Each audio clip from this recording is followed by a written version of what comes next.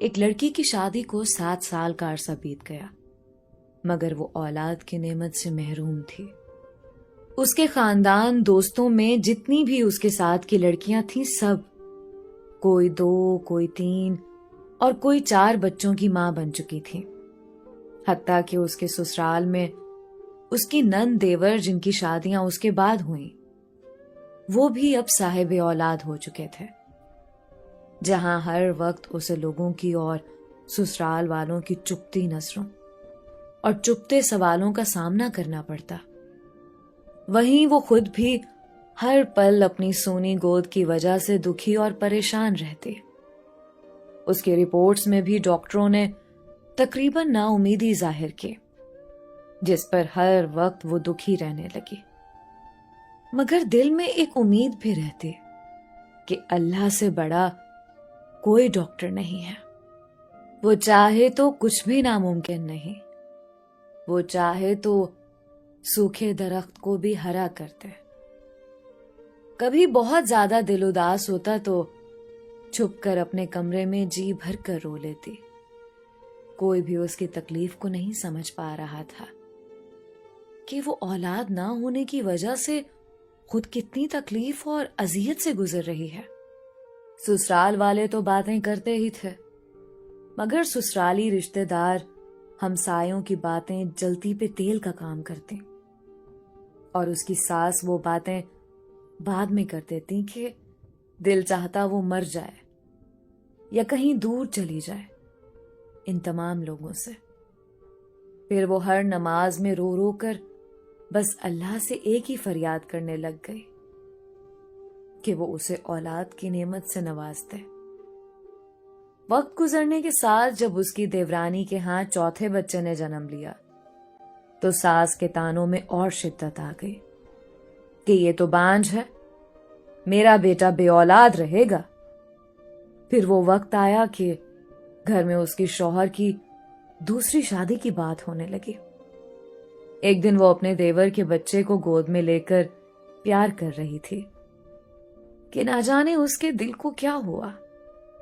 وہ بچے کو وہیں لٹا کر اپنے کمرے میں آئی اور ایسا روئی کہ سب گھر والے جمع ہو گئے۔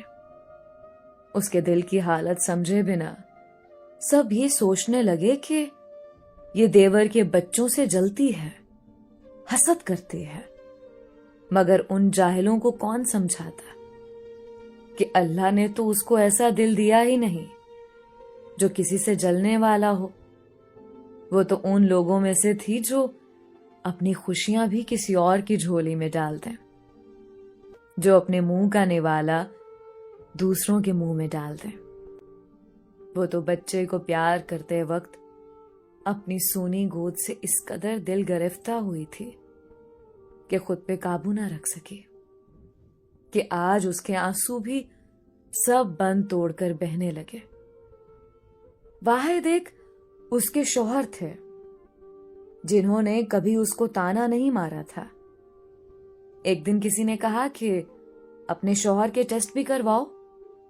پہلے تو اس بات پہ بہت ہنگامہ ہوا، لیکن پھر اس کے شوہر نے ہی کہا کہ کروانے میں کیا حرج ہے، اللہ کی کرنی کہ جب رپورٹ آئی تو وہ ٹھیک تھی۔ پھر تو گھر میں ایک طوفان آ گیا کہ بس اب اس کو فارغ کرو، ہم تمہاری دوسری شادی کریں گے۔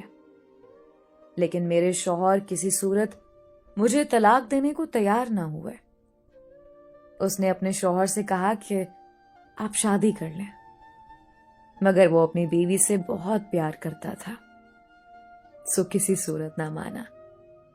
ایک دن کسی نے ایک پیر کا کہا کہ وہ بڑا پہنچا ہوا پیر ہے، اس سے اپنی بہو کو اللہ اللہ کراؤ۔ جب اس کی ساس نے بات کی تو اس نے صاف انکار کر دیا کہ چاہے آپ جو مرضی کر لیں، بے شک گھر سے نکال دیں، لیکن کسی پیر کے پاس نہ جائے گی۔ اس پر اس کی ساس نے بہت لان تان کی۔ اس نے وضو کیا اور نماز کے لیے کھڑی ہو گئی۔ جب دعا کے لیے ہاتھ اٹھائے تو ایسی رکت طاری ہوئی کہ کچھ بولا نہ جائے۔ پھر سجدے میں گر کر اللہ سے فریاد کی یا اللہ، اگر تو نے مجھے بے اولاد رکھنا تھا تو نے مجھے اس دنیا میں عورت کے روپ میں کیوں بھیجا؟ عورت تو پوری ہی اولاد سے ہوتی ہے، پھر میرے وجود کو ادھورا کیوں رکھا؟ یا اللہ، ساری دنیا کے ڈاکٹر چاہے جو مرضی کہتے رہے، مجھے بس تیرا ہی آسرا ہے۔ یا اللہ، میری وجہ سے میرے شوہر کو اس تکلیف، اس محرومی سے نہ گزار۔ یا اللہ، تو ہر چیز پہ قادر ہے۔ تو نے حضرت مریم علیہ السلام کو بنا مرد کے، شوہر کے، ماں کے مقام پہ کھڑا کر دیا، اور ان سے اپنے محترم نبی کو بنا باپ کے پیدا فرمایا۔ یا اللہ، تجھے حضرت مریم کا واسطہ مجھے صالح اولاد کی نعمت عطا فرما۔ یا اللہ، اولاد کے بنا میں ایک ادھوری عورت ہوں۔ یا اللہ، مجھے پورا کر دے۔ یا اللہ، مجھے پورا کر دے۔ اس رات سجدے میں رو رو کر اس نے ایسی فریاد کی کہ اس کی آہو بکا سن کر کائنات کی ہر چیز اس کی شاید سفارشی بن گئی، اور اللہ پہ اس کا بھروسہ جیت گیا۔ اور چند ہفتوں بعد وہ ہوا جس کی کسی کو امید بھی نہ تھی۔ ڈاکٹر بار بار اس کی رپورٹس دیکھ رہے تھے، پھر اس کو زندگی کی نوید سنائی گئی کہ وہ ماں بننے والی ہے۔ بنا کسی کی پرواہ کیے وہ یہ سنتے ہی ہاسپٹل کے فرش پہ ہی سجدہ ریز ہو گئی۔